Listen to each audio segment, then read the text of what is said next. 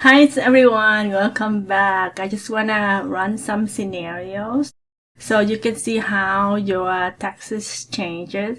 So just assume that we don't have a lot of other incomes besides the sale of the home. So right here I put 15K from a W-2 job and some self-employment income for $10,000.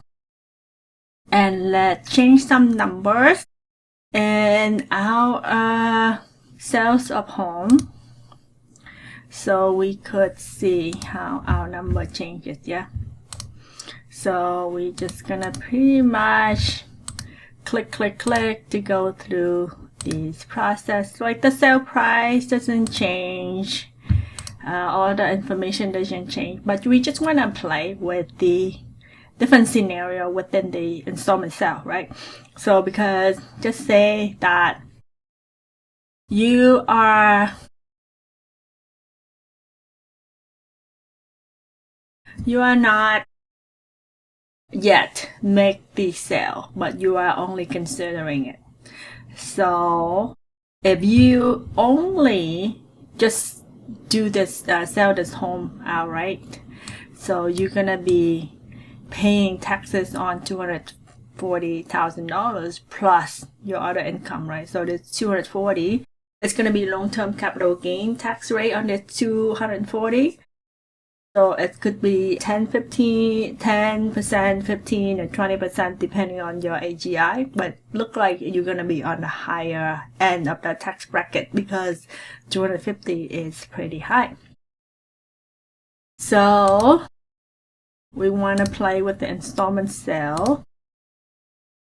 Just say that you want to structure the sale, right? So if you want to keep your number low, then you could say this 100K that you are receiving, so you can change the number. So just say, if I don't want to pay so much taxes this year in 23, I just want to say that I want to change the term to 30K, right? And see how much that I have to pay taxes on.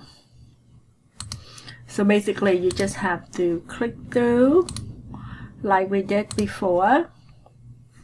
So remember our long-term capital gain was 30K in the original example. So now it goes down to $9,000, right? And then our interest that we receive for this year doesn't change, still at 7K. So you look at the, just say the federal due is 1,250 in our example, and let's click through to see how our number changes. Yeah. So because basically we are at a very low tax bracket, so it looks like our number hasn't changed that much.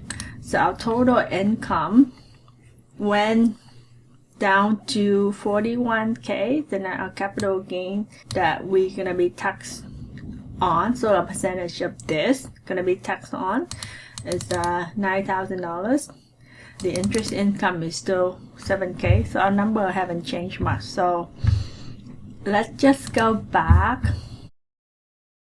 and let's say that we got a way bigger gain, right? Because remember, we're gonna be taxed up to the 240K.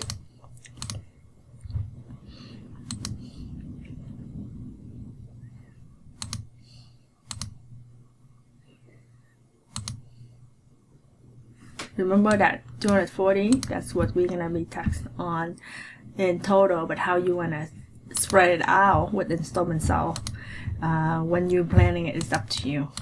So just say that we're gonna get $150,000. So remember our federal due is 1,250. So see, TurboTax allow you to play with different scenarios that you don't need expensive software or you don't need to pay somebody for. So now your long-term capital gain that you need to pay is $45,000. So this is what you actually pay in taxes. Going to be a percentage of this, right, at the long-term capital gain tax rate.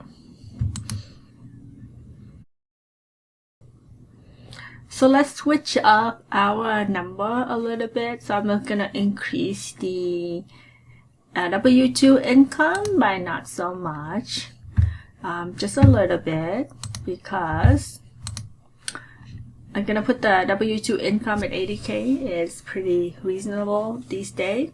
And you still have that $10K from the Schedule C, the self-employment.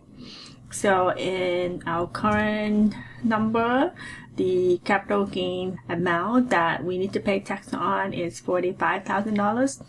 And as you can see, our federal due, just say we had a withholding from our W-2 job to be $6,000.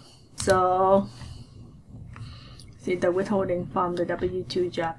So our taxable income right now is $111,000 around, and our tax liability is about almost $11,000. So you could see the number change significantly. So TurboTax is powerful in a way that you can use it to plan different scenarios. So you don't even have to use it during just the tax year to file your tax return. So if you already filed your 2023 tax return, but if you want to plan to sell your property right now, which is 2024, you can just use their software to estimate and then play with the number to see how it's going to affect your situation.